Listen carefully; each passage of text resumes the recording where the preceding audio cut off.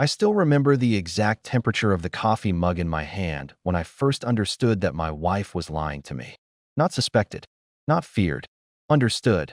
The way you understand a diagnosis after the doctor stops speaking and the room goes very quiet. It was a Tuesday in late October. I know it was Tuesday because the recycling bins were out on the curb, and I always forgot to drag them in after work, and Mara always reminded me, usually with a short laugh and a hand on my shoulder. That night, she didn't say anything about the bins. She came through the front door, dropped her keys on the hallway table, not in the ceramic bowl where we always kept keys, but flat on the table beside it, kissed me on the cheek without fully making contact, and walked upstairs. I stood in the kitchen holding my coffee. The bins were still on the curb. My name is Caleb Norris. I was 38 years old that autumn. Mara and I had been married for 9 years, together for 11.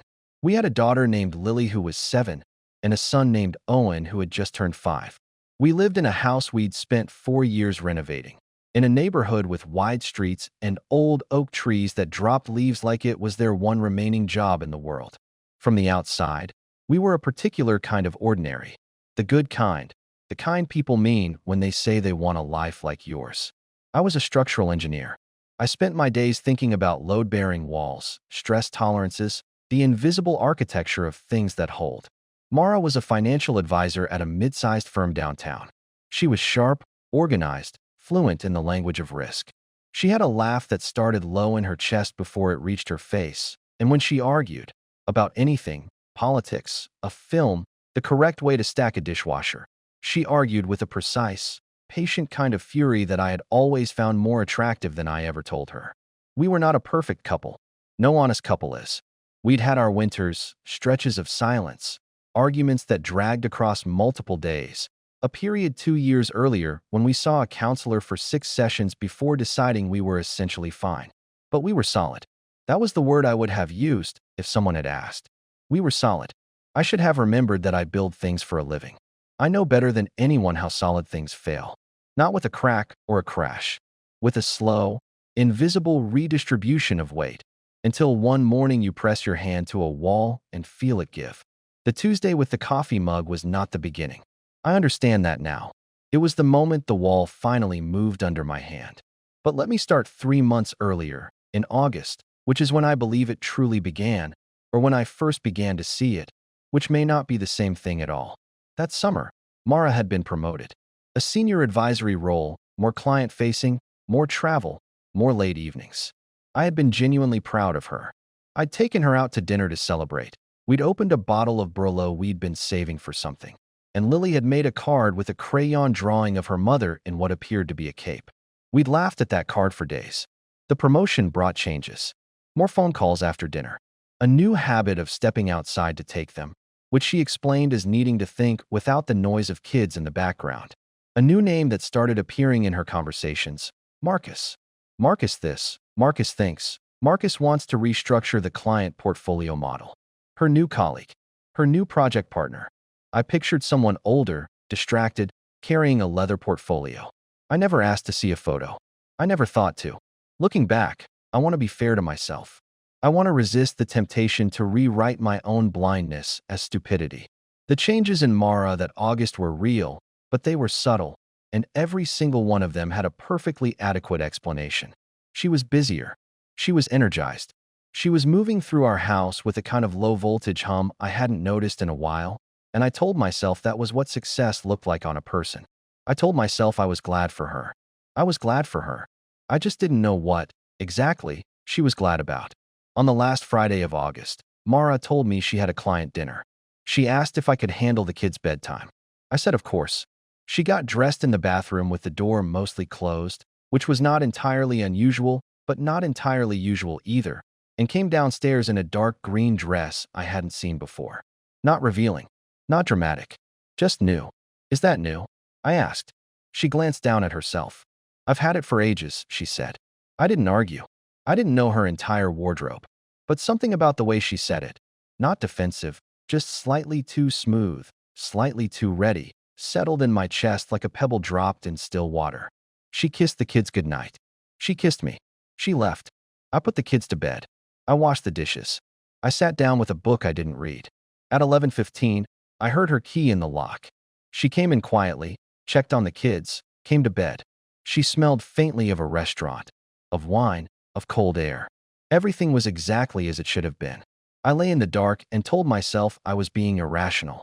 I told myself that for 3 months. What the opening reveals is not just a man noticing odd behavior. It reveals a man who has been expertly trained not to trust his own instincts. Caleb's profession is deeply symbolic here. A structural engineer is, by definition, someone who understands how invisible internal forces determine whether something stands or fails. Yet in his own home, he repeatedly misreads the signs, not from lack of intelligence, but from the psychological cost of confronting what those signs might mean. This is a classic feature of the denial stage in betrayal trauma. The brain instinctively suppresses information that would force a painful reckoning. His willingness to accept every explanation is not naivety. It is emotional self-protection. The detail of Mara dropping her keys beside the ceramic bowl, rather than inside it, is the kind of micro-displacement that registers subconsciously before it registers consciously. The human body often understands a marriage is ending long before the mind is willing to hold that thought. September arrived the way it always does in our neighborhood, quietly at first, then all at once. The mornings turned sharp. Owen started kindergarten. Lily's school year began with the usual spiral of lost permission slips and misspelled homework. Life contracted into its familiar autumn shape. Packed lunches, earlier bedtimes, the low drone of routine. Mara and I moved through this routine with practiced efficiency. We had the choreography down: who dropped the kids, who picked them up, who handled the grocery order, who called the plumber about the shower pressure that had been low since July. We were competent. We were kind to each other, mostly. We rarely argued. We made dinner together on Thursdays. We watched television side by side on the couch, our legs sometimes touching, sometimes not. But something had changed in the texture of things. I noticed it the way you notice a draft in a room, not by seeing anything, but by feeling a persistent, sourceless chill. Mara began sleeping with her phone face down on the nightstand. I couldn't have told you exactly when this started. It was the kind of shift that happens below the threshold of conscious awareness. One morning I woke before her and noticed the phone was face down, and I had the distinct, unsettling sense that it had been face down for some time. Before, she'd been careless with her phone, leaving its screen up on counters, in bathroom windowsills, plugged in on her side of the bed where its notifications occasionally lit the room. I did not pick up the phone. I want to be clear about that. I was not ready to be the person who picks up his wife's phone. I wasn't sure I ever wanted to be that person. I went downstairs and made coffee. The first concrete thing I noticed, concrete, meaning observable, undeniable, happened on a Wednesday in mid-September. Mara had told me she had an evening team meeting, the kind that ran until 8 or 9. These had started happening roughly once a week since the promotion, and I'd adjusted the family's dinner schedule around them without complaint. At 7:20, I was helping Owen with a puzzle on the living room floor when my phone buzzed. It was our neighbor, Sandra Chun, texting about a school pickup arrangement for the following week. Standard neighborly logistics. In her message, she mentioned, almost in passing, "Saw Mara's car on Alderton Street earlier. Is the dry cleaners over there good? Been meaning to try it." Alderton Street was not near Mara's office. It was not near any restaurant district. It was residential, a long, quiet road on the north end of town, lined with apartment buildings and old Victorian houses converted into flats. I had no reason to know anyone who lived on Alderton Street. I stared at Sandra's message for a long moment. Then I typed back, not sure. She might have been running errands. I'll ask her. I didn't ask her. What I did instead was nothing. I put the phone in my pocket, went back to the puzzle, and spent the following 40 minutes being fully, deliberately present with my son, tracing the edge pieces, making the voices of the cartoon animals on the puzzle box, laughing at the right moments. It was one of the most focused hours of parenting I'd managed in months, and I was doing it entirely to avoid thinking. Mara came home at 8:50. She was relaxed, loosened up the way you are after an evening out, not the particular flatness of someone who has sat in a conference room for 2 hours. She poured herself a glass of water, asked how the kids had been, told me the meeting had run over because of a disagreement about a client's allocation model. Where was the meeting? I asked, not suspiciously, casually, the way spouses ask things. Same as always, she said. The Meridian Room. What? No reason, I said. She went to bed before me that night. I sat at the kitchen table for a while, not reading, not looking at my phone, just sitting with the hum of the refrigerator and the understanding that something had tilted, not dramatically, not irrevocably, but enough that I could feel the new angle beneath my feet. Over the following weeks, I began paying a different kind of attention, not surveilling, not investigating, just watching. The way you watch a structural anomaly that hasn't become a problem yet. A hairline crack in a foundation. Something you note and monitor without yet committing to a response. I noticed that when Marcus's name came up, Mara's voice changed registers slightly. Not dramatically, just a small lift, a tightening of articulation. The way you speak when you are more conscious than usual of how you're speaking. I noticed that her gym visits, which had always been sporadic, had become a fixed feature of her Tuesday and Thursday evenings. I noticed that she'd started wearing perfume on workdays again, something she'd stopped doing years ago when she decided it gave her headaches. I built a small, careful file of these observations in the back of my mind. None of them were evidence of anything. Each one had a reasonable explanation. Together, they composed a pattern that I refused to name. There was also Owen. My son, at 5, had no poker face and no understanding that he needed one. Children at that age are unconscious recorders. They absorb the texture of adult life and play it back in random, devastating fragments. One evening at dinner, out of nowhere, Owen said, "Daddy, who is Marcus?" I looked up from my plate. Mara's hand, which had been reaching for the pepper, paused for half a second before continuing. "He's someone from Mommy's work," Lily said, with the supreme authority of a 7-year-old who has overhead conversations. "Oh," said Owen, and went back to his food. I looked at Mara. She was salting her pasta. She did not look up. "What made you think of him, bud?" I asked Owen, keeping my voice easy. "Mommy was talking to him on the phone," Owen said. "When I came downstairs for water." She was in the kitchen. "That's right," Mara said, smoothly, finally looking up. "Work call. You were supposed to be in bed." Owen accepted this with the immediate compliance of a 5-year-old who senses he has wandered into adult territory. He went back to his pasta. I went back to mine. But something in that exchange, the half-second pause, the smoothness of her recovery, the precision of her explanation, stayed with me long after the dishes were done.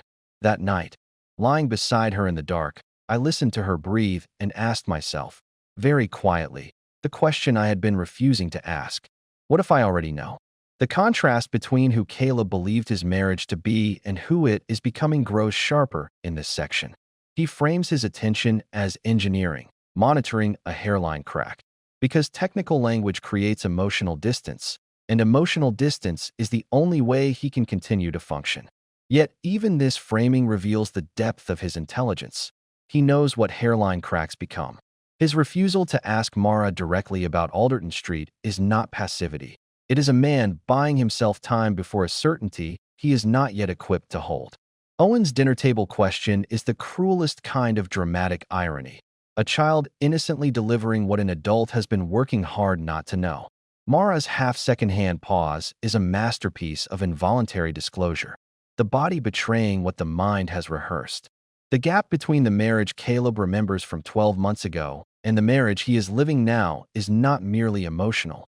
It is architectural. The load-bearing walls have shifted. He just hasn't pressed hard enough yet to feel them move. The month of October arrived, and with it a change in me that I didn't fully recognize at the time. I had crossed some quiet threshold, from passive noticing to active, if still deniable, attention. I began timing things. Not obsessively, not with a logbook or a spreadsheet. But when Mara said she'd be home by 8, I noted if it was 8:20 when she walked in. When she said the gym, I noticed that she sometimes came home without the low-grade flush of physical effort that an hour of cardio leaves on a fair-skinned person's neck and chest. Small things. Architectural things. I also began, against my better instincts, to pay more attention to her phone. I didn't go through it. I want to be clear about that. I had a line I was holding, and going through her phone was on the wrong side of it. But I noticed the behaviors surrounding it. The way she carried it to the bathroom. The way she sometimes came out of the bathroom looking slightly different. Not upset, not happy, just adjusted, recalibrated, as if she'd had a conversation that required her to shift gears before rejoining the household. One evening, I came home early. A site visit had canceled. I pulled into the driveway and noticed something. The house was quiet in a way it shouldn't have been at 4:30 on a Wednesday, because Mara had said she was working from home and would be there when the kids' school bus arrived at 4. But there was no evidence of a workday in the house. No open laptop. No coffee cup. No water glass. No the scattered paper architecture of someone who had been sitting at the kitchen table since 9. The house looked like no one had been in it. Mara arrived home at 5:15, just ahead of the school bus. She was bright, composed, carrying a bag from the pharmacy, milk, Owen's allergy medication, a small chocolate bar for each kid. She had an answer for everything before I'd asked anything. "Worked from the library today," she said, dropping the pharmacy bag on the counter. The internet was doing that thing again. She glanced at the router in the corner. "We really need to call someone about that." The router light was solid green. I didn't say anything. Over that week and the next, I began to build what I privately thought of as a map. Not of facts, I didn't have facts, but of absences and misalignments. The places where her account of her day didn't quite match the physical evidence. The gaps in the topography of her time. I ran into a colleague of Mara's at the school one afternoon. Tom Whitfield, a pleasant, distracted man whose wife was friendly with Mara in that loose way of schoolgate friendships. We talked about nothing for a few minutes. I mentioned, as carefully offhand as I could manage, that Mara seemed to be enjoying the new role. Tom's expression did something small and odd. "Yeah," he said, "it's a good team. Marcus has really pulled the department together. He seems good from what Mara says. He's very, driven." A pause. "He's new to the city. I think he's been getting to know it." There was nothing in that sentence that should have alarmed me. But the small hesitation before driven, that half-catch, that fractional recalibration of what Tom had been about to say, deposited itself precisely on top of every other small anomaly I'd been collecting. I spent the drive home telling myself I was reading things that weren't there. I was a man assembling a conspiracy from coincidences. I had a good marriage. I had a wife who was busy and ambitious. I had an imagination that was beginning to function like a wound rather than an asset. I also, somewhere under all of that, had a feeling in my chest that I recognized from structural work, the feeling of load being distributed in a way that no longer made sense. Something is carrying more weight than it should. Something else is carrying none. On the 14th of October, I remember the date because it was the day of Owen's Halloween-themed class party, which Mara had signed up to help with and then canceled the week before, citing a conference call.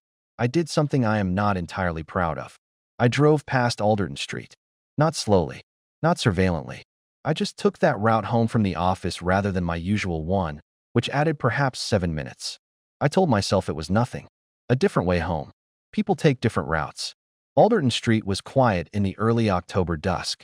Brick apartment buildings with small front gardens. Recycling bins at the curb. A few parked cars. I drove the full length of it slowly. Slowly enough that another version of me would have been ashamed. And on the third block from the north end I saw Mara's car. Her dark blue Volvo. Unmistakable by the small dent in the rear bumper she'd gotten backing out of a parking garage 2 years ago. I drove past it without stopping. I continued home. I made dinner for the kids, and I helped Lily with her reading, and I put Owen to bed, and I read him 2 chapters of his book, and I kissed his forehead and smelled his hair and thought, clearly and without melodrama, everything is about to change. I didn't know how right I was. I also didn't know how much more complicated it was going to become before it got simple again. Because that same week, I received a phone call from my brother-in-law, Mara's brother, Derek. Derek and I had always been friendly without being close. The cordial, beer-at-family gatherings kind of relationship. He called me at work, which was unusual. He said he was calling to ask about Lily's birthday, whether we were planning something. A normal call. But at the end of it, almost as an afterthought, he said, "Hey, is everything okay with you guys?" I told him yes, of course. Why? A pause. Mara seemed, I don't know, a bit off when I talked to her last week. Distracted. She didn't mention it. I said she hadn't. Fear and pride are doing extraordinary damage to Caleb in this section. His fear of what the truth might be keeps him from asking the direct questions that would resolve the ambiguity either way. But it is his pride that prevents him from acknowledging that fear to himself. Instead, he channels both emotions into a semblance of control, building maps, driving past streets, running careful cost-benefit analyses on every interaction. This is a common psychological defense for people who have built their identities around competence and foresight. To feel powerless is intolerable, so they convert powerlessness into a methodical project. Tom Whitfield's hesitation is important not because it proves anything, but because it represents the first time an outside observer has confirmed that there is something worth noticing. The call from Derek functions similarly, a secondary character unknowingly confirming a pattern. What is psychologically significant here is the way guilt and knowledge tend to radiate outward from the person carrying them, touching other people who then act slightly wrongly in ways they cannot entirely explain. I think there is a particular cruelty in the investigative phase of what happened to me. Not the cruelty of what I found, but the cruelty of what I had to become in order to find it. I am not a suspicious man by nature. Or perhaps I was not. I had always taken a kind of quiet pride in the steadiness of my character. Not flashy, not dramatic, but reliable. The person other people called when something needed to be thought through carefully. That October and November, I watched that version of myself gradually yield to someone I recognized less and trusted less. Someone who checked mileage. Someone who paid attention to receipts. Someone who, on a cold Saturday afternoon while Mara took the kids to her mother's, sat at the kitchen table and for the first time in 11 years opened the shared household banking app and read through 3 months of transactions. I told myself I was just looking. I told myself if there was nothing to see, I would close the app and feel ashamed, and we would never speak of it. There was something to see. Another pause. Okay, probably nothing. She's just seemed stressed. We hung up. I sat with Derek's call the way I'd sat with Sandra's text, the way I'd sat with Owen's dinner question, adding it to the map, noting its position, not yet willing to draw the lines between the points. But they were drawing themselves. Not dramatic. Not an obvious charge from a hotel or a jewelry store. But there were recurring charges, twice, 3 times a month, to a restaurant I didn't recognize on a street I had to look up. Ressa's, a small Italian place. I searched it on my phone. Intimate. Well-reviewed. On a street a 10-minute walk from Alderton Street. There was also a recurring charge, every other Friday, to a wine bar I knew only by name, Copperfield's. We had never gone there together. Mara had never mentioned it. None of this was proof. People eat at restaurants without their husbands. I knew that. But the accumulation, Alderton Street, the gym visits that left no physical trace, the library that had solid green internet, the dress that had been around for ages, was reshaping the landscape of what felt possible. The following week, I did something I am more conflicted about. I asked Sandra Chun, gently and with what I hoped was sufficient casualness, if she remembered which day she'd seen Mara's car on Alderton Street. Sandra thought about it. Thursday? Maybe Wednesday. Mid-afternoon. What? Just trying to piece together an errand she ran, I said. Sandra accepted this. She had no reason not to. Thursday mid-afternoon. Mara had a standing Thursday gym visit. I did not feel triumphant. I felt sick. The next significant development came not from my own surveillance, but from an entirely unexpected direction, from Lily.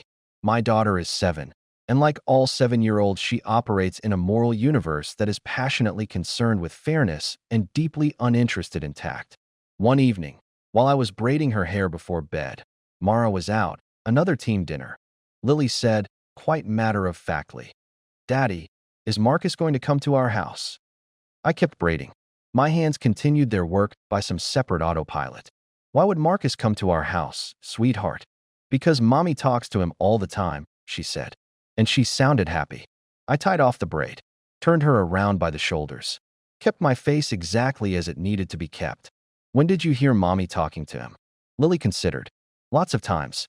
Once when you were at work, she was on the phone for a really long time, and she was laughing. She paused. She didn't know I was there. I hugged her. It's just a work friend, love. I put her to bed. I went to the bathroom, turned the shower on, sat on the edge of the tub, and stayed there for a long time. Here is where the story becomes complicated in a way I hadn't anticipated. Because around this time, late October into November, I was getting signals not just about Mara, but about Derek, her brother. The same Derek who had called me at work to ask if everything was okay. He called twice more in those weeks. Both times the conversations were normal on the surface. Family logistics, his daughter's birthday, a question about a contractor I'd used. But there was something careful in his voice, a quality of choosing words with both hands. I began to wonder if Derek knew something. And if Derek knew something, whether Mara had told him. And then I wondered, what did it mean that Derek had called me to ask if everything was okay? Was that the action of a concerned brother-in-law who suspected nothing? Or was it the action of a man trying to gauge how much I knew? How much warning Mara might need? I couldn't be sure. Every time I turned a stone in that direction, something else moved underneath it. Maybe Derek was innocent. Maybe he was complicit. Maybe he was trying, in the only way available to him, to help me without betraying his sister. I built a theory in which Derek was trying to protect me. Then I built a theory in which he was protecting Mara. Then I built a theory in which he was simply a man who loved his sister and was frightened and didn't know what to do. All three theories were plausible. None was dispositive. And here is the deeper complication, the one I held at arm's length for as long as I could. Around that same time, I began thinking about the 6 sessions of couples counseling we'd had 2 years ago. We'd gone because I had been, in Mara's words, emotionally unavailable during a period of intense work stress. I had accepted that framing at the time. I had worked on it. I believed I had. But in the long, insomniac nights of that October and November, I began asking myself whether the counseling, which I had always thought of as something we'd needed and done and moved past, had actually resolved anything, or whether it had simply been a postponement. Whether the distance Mara had experienced from me 2 years ago had, in some way I couldn't entirely dismiss, pushed her toward whatever this was. That thought was dangerous. I knew it was dangerous because I recognized what I was doing, constructing an account in which her betrayal was at least partly my failure. This is another thing I know about structures. When something collapses, everyone involved in building it tries to locate the original fault in someone else's work. I did not want to be that kind of man. I also could not be entirely certain I was wrong. The proof, when it finally came, arrived from the most ordinary possible source. I was in the garage on a Sunday afternoon in late November. Reorganizing storage after a weekend of rain had revealed that the east wall shelving was bowing under the weight of old paint cans. While shifting boxes, I found Mara's old gym bag, the one she'd used for years before switching to a new one in September, right around the time the gym visit started. I don't know what made me open it. Habit, maybe. The kind of idle checking through that's part of tidying. Inside was a receipt, crumpled at the bottom, the way receipts end up when you push them absently into a bag rather than your wallet. Rest is Italian. A table for 2. A bottle of wine. The date was a Thursday in September, one of her gym nights. Below the food and wine, the total was not large. But at the bottom of the receipt, in the space where the server sometimes writes a name for the table, was written in blue pen, Cal and Mara. I stood in the garage holding that receipt for what felt like a very long time. Cal, not a colleague. A person who went by a name that was half of mine, and who had, perhaps deliberately, perhaps not, taken the other half. The receipt is the pivot on which the entire investigation turns, and its cruelty lies in its intimacy. The table was reserved under a name that is half of Caleb's own. Whether this was Marcus's first name or a nickname is unclear, but the detail functions psychologically as a kind of identity theft. The person replacing him has, in some form, assumed his name. The investigative process Caleb has undergone reveals a chain of cause and effect in which each small action created the conditions for the next discovery. Sandra's text led to the Alderton Street reconnaissance, which led to the banking review, which led to the garage search.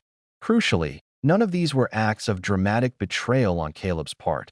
They were the inevitable logical extensions of unresolved ambiguity. What's most psychologically complex here is his detour into self-examination, the willingness to ask whether his emotional unavailability 2 years ago contributed to Mara's choices. This is both admirable and dangerous. Admirable because it reflects genuine honesty, dangerous because it risks giving the betrayal a rationalization it doesn't deserve. Hurt people frequently absorb responsibility that does not belong to them. I sat on the garage floor with the receipt in my hand until the cold of the concrete floor had worked its way through my jeans and into my bones, and then I stood up and went inside. The kids were upstairs. I could hear the blurred sound of a cartoon from Lily's room, Owen's occasional laughter. Mara was in the kitchen, washing vegetables, back to me. She was humming something low and tuneless. I stood in the doorway and watched her for a moment. The line of her shoulders, the particular way she stood at the sink with her weight on one hip, The dark hair pulled up in a way that showed the back of her neck. And I thought, I have memorized this person. I have memorized the physical fact of her in a way that is going to hurt for a very long time. I found something, I said. She turned. Not quickly, just the normal turning of a person who hears their name called. She saw my face. Her expression shifted, not dramatically, but precisely. A small, involuntary tightening around the eyes, a microsecond of recalibration. It was the look of a person who has been waiting for a particular thing and has just heard it knock. I held out the receipt. She looked at it. She dried her hands on the dish towel. She took it from me. The silence lasted perhaps 10 seconds.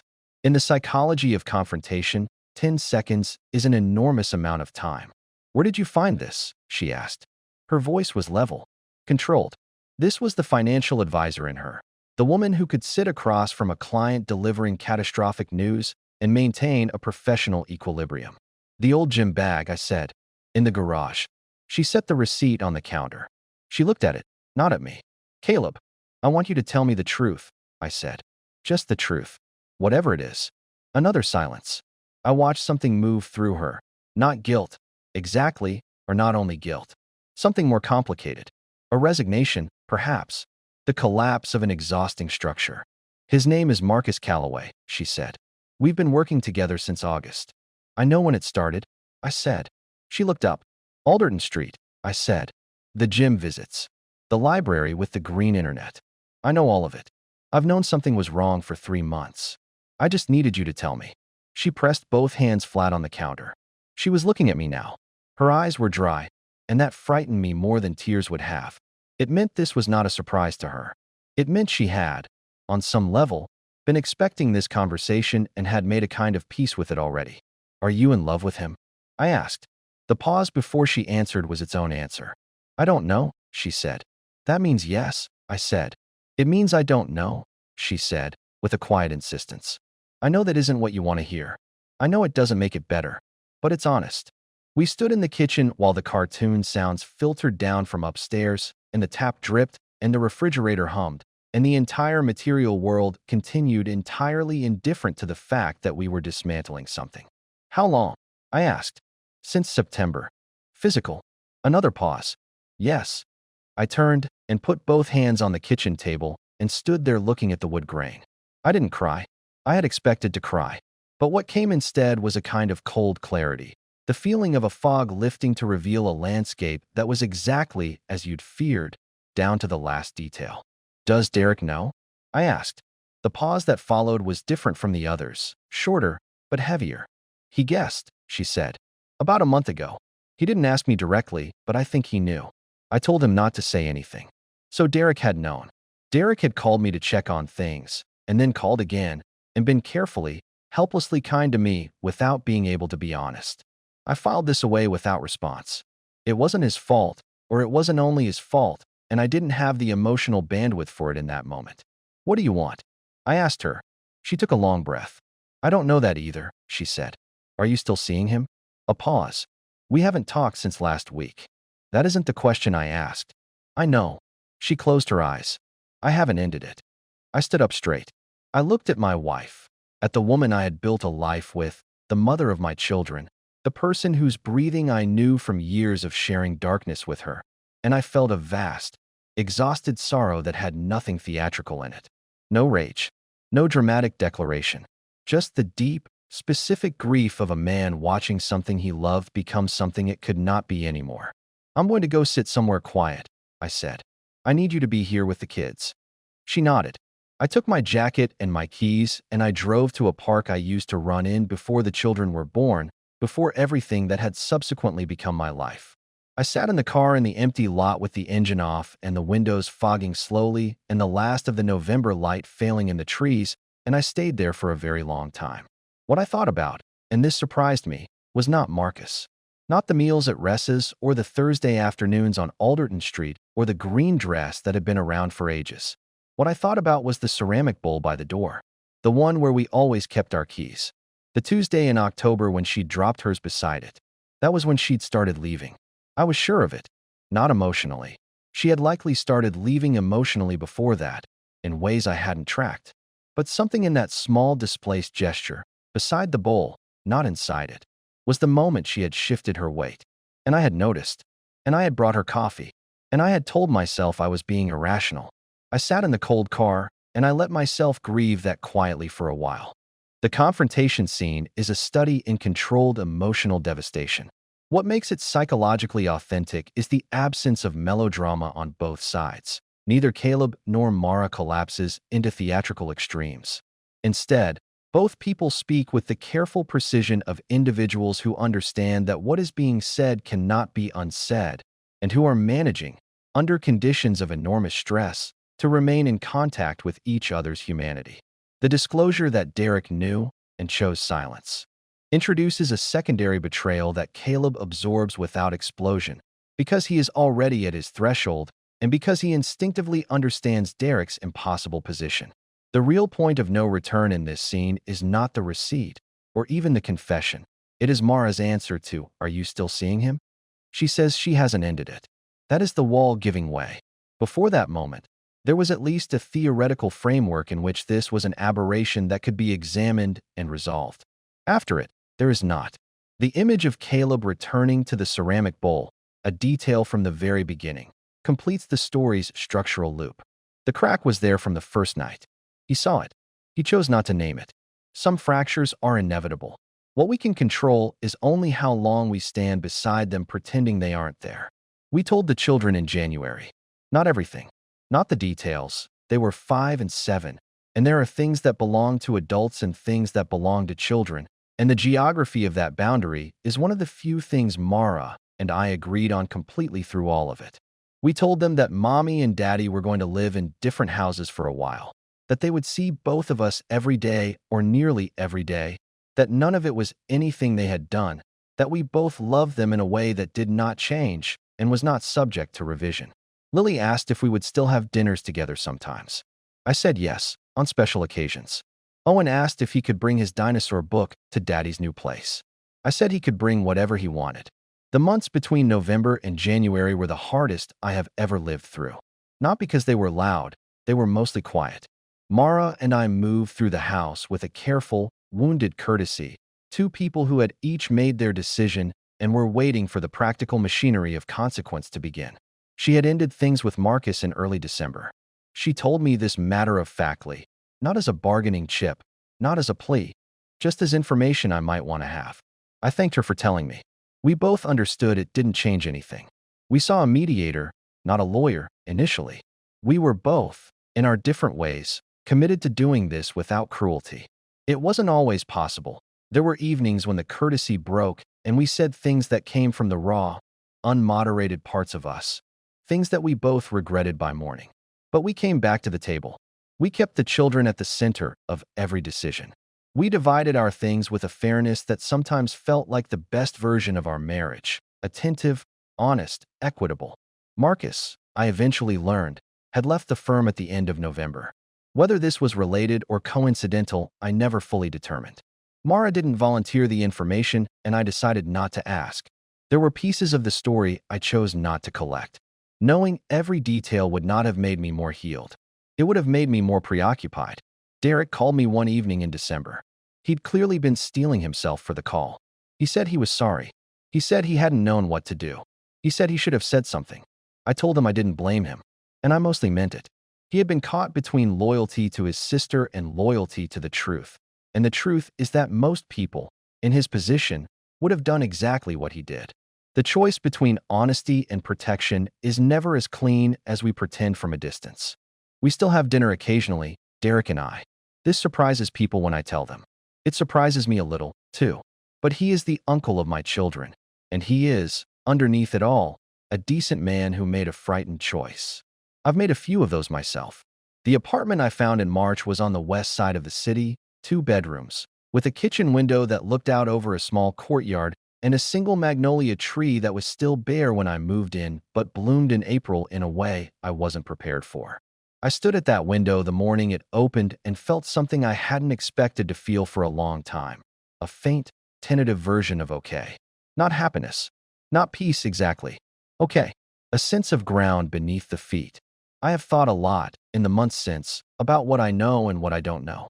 I know that my marriage ended. I know why, and I know when. I know that there were things I did and didn't do that contributed to the distance between us, not to the choice Mara made, because that was hers, but to the particular shape of the silence in which that choice became possible. I was not a bad husband. I was also not always a present one. Both things are true. The truth is rarely tidy. What I don't know, and what I have slowly accepted not knowing, is who I would have been if I had pressed harder, asked earlier, refused the comfortable explanations more firmly. Whether we would have gotten to some harder and more honest version of things sooner, or whether the outcome would have been identical and I would only have had less peace in the time before. I don't know who Marcus Calloway is now or where he is. I don't know, entirely, who Mara is becoming in the life she is building without me. We are co-parents, careful and civil, and we reserve our truest selves for other relationships now. I don't know if she loved him or was only momentarily convinced that she did. I don't know what she thinks in the quiet hours, or whether she has made her peace with the choice she made. There is so much I don't know. What I know is this. I am 40 years old and I am standing at a kitchen window watching a magnolia bloom in April, and I am drinking coffee that I made for myself. And there is something almost unbearably simple about the morning. The light comes through the glass at exactly the angle I like. The city is waking up outside with all its ordinary noise. Somewhere across town, my children are eating breakfast and getting ready for school, and tonight they will come to me, and I will make them dinner, and they will talk about their day with the wonderful, exhausting completeness of children who are still certain the world is primarily interested in them. I think about what it means to love someone for 11 years, and then find that love is not enough to hold a structure that has been quietly failing for longer than you knew. I think about the ceramic bowl. I think about the keys placed beside it instead of in it. I think, maybe that was the moment. Or maybe it was much earlier. Maybe it was the 6 counseling sessions, the unavailability that preceded them, the slow habitual silences of a marriage that had confused competence for intimacy. Maybe there were a dozen moments, each one a small redistribution of weight, and the bowl was only the last. I don't know. And I am learning, slowly, imperfectly, to inhabit that not knowing without it consuming me. There is something I read once, in a paper on structural failure, that I have thought about many times since. The most dangerous point in any structure is not the weakest component. It is the junction between two components that each, individually, would hold, but whose interface has never been properly examined. I think that is true of marriages too. It is not the bad times that undo them. It is the accumulated, unexamined space between two people who are each, separately, doing fine. We were each doing fine. We just forgot to check the joint. The resolution of this story resists the easy consolations of both rage and forgiveness. Caleb does not emerge righteous and remade. He emerges honest. The decision to maintain a relationship with Derek, the brother-in-law who knew and stayed silent, is one of the story's most psychologically mature gestures. It is Caleb choosing complexity over purity, relationship over score settling. The magnolia tree blooming in April is a classically understated symbol, a resurrection he wasn't waiting for and doesn't have a name for yet. What the resolution asks of the audience is the same thing it asks of Caleb, to hold the ambiguity. Mara was not a monster. Caleb was not a victim in the simple sense. Marcus was not a villain.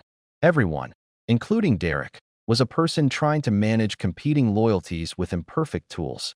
The structural metaphor that closes the story, the dangerous junction between two components that each, individually, would hold, is perhaps the story's deepest insight. Betrayal rarely begins where we think it does. It begins in the unexamined spaces, in the things not said because both people assumed the other already knew, in the bowl beside the keys instead of in it. The most important things are often the smallest ones, and we learn this, tragically, only after they've stopped matching. Across its 6 parts, this story traces the anatomy of a betrayal that was not a sudden rupture, but a slow architectural failure, invisible until the moment it became undeniable and only fully understandable in retrospect. Caleb's journey follows the classic psychological arc of betrayal discovery: denial and self-protection, gradual accumulation of evidence, the terrible clarity of confrontation, and finally the long, imperfect process of integration. What distinguishes his experience from the familiar narrative of wronged husband is his willingness to examine his own role, not to excuse Mara's choices, but to resist the seductive simplification in which he is entirely good and she is entirely guilty. This kind of moral complexity is rare, and it is what gives the story its emotional authority. Mara remains humanized, but not exonerated. Marcus remains largely off-screen, deliberately so, because the story is not about him. He is a symptom, not a cause. The children function as both emotional stakes and innocent catalysts. They're unknowing fragments of adult reality, both heartbreaking and structurally essential to the plot. Derek embodies the painful middle ground of those caught between competing loyalties, people whose silence does not make them complicit in the same degree as the betrayer, but whose choices nonetheless carry real consequence. Ultimately, this is a story about the gap between proximity and intimacy, between structure and substance, between knowing someone and truly seeing them. It ends not with answers, but with a man in a new kitchen, in early light, learning to be sufficient to himself, which is perhaps the only kind of ending that is fully honest.